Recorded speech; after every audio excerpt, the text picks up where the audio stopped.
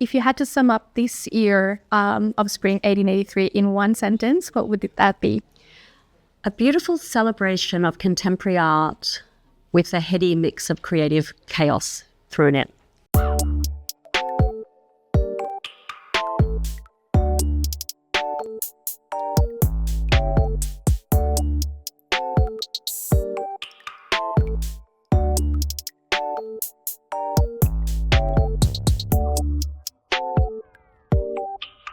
Hi everyone, we're here with Kate Barber from BAProjects, and we're going to speak a little bit about Spring 1883 and us being at the Windsor Hotel, this amazing venue. So just to break the ice, Kate, I would like to ask you, how did this originate and how it is to be back at the Windsor as a beautiful, iconic venue? The fair started in 2014 and it was established by our gallery, Sarah Scout Presents, together with Naarm Parc. Jeff Newton is the director, and also Vasily Kalliman, who at the time was a director of a gallery in Australia. He's now based in New York as an art consultant. And it came out of a frustration that we felt at the time as younger galleries. We established our gallery in 2009, and Naarm Parc was established in 2008. When we tried to do art fairs in Australia, the prices were really prohibitive. So we're looking at between $20,000 and $30,000 for a young gallery to spend on a booth, staffing, freight, and it just was not something that we could achieve. So we thought about a different model. What could that be?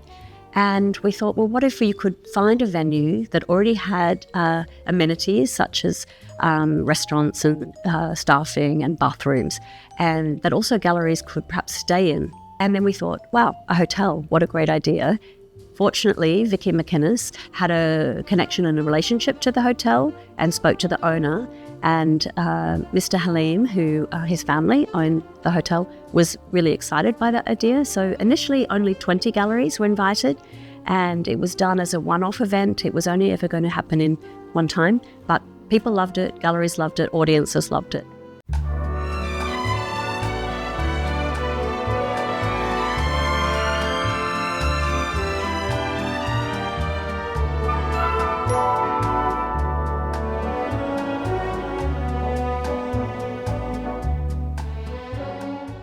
What do you think such a venue and a different way of showing art brings to the visitor experience?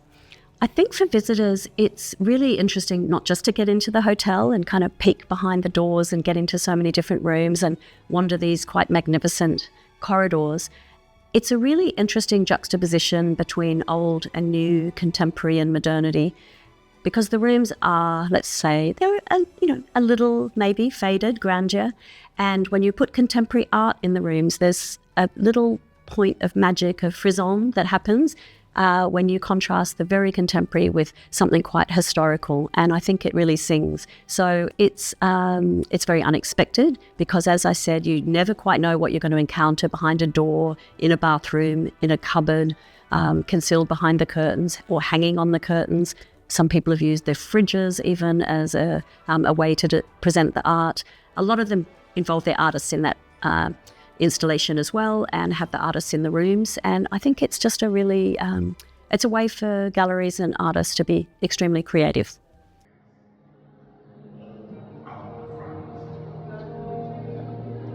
To adapt our liking, things like this always generations like me of us.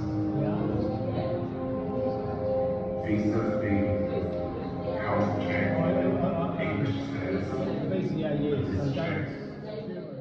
Since we came here on Wednesday, we've seen art not just in the rooms, but even outside and always like hidden in interesting spots of the hotel.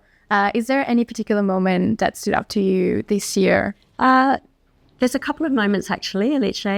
One was a really special and beautiful performance by Thang Do, who is presenting with Mary Cherry Contemporary. And Thang did a really lovely homage to the service workers of the world. So those workers that are often hidden, they're not visible, they just do all the work that perhaps other people don't want to do, but that keep things functioning. And Thang's performance was both in response to the staff of the Hotel Windsor, but also to his own background as a Vietnamese immigrant to Australia and a family that have worked in service for a very long time. But also, I guess more broadly, with what's going on politically in the world at the moment, and especially in the United States. So Thang's performance was both a celebration and a homage to service workers and the incredible role that they play in society. That was very special. Thang's performance came down the stairs, the grand staircase of the Hotel Windsor, and people were mesmerised. They had an incredible silver-pleated hat, and they moved down the staircase and then stood next to the grand piano and held a baton, a bit like Lady Liberty, the Statue of Liberty.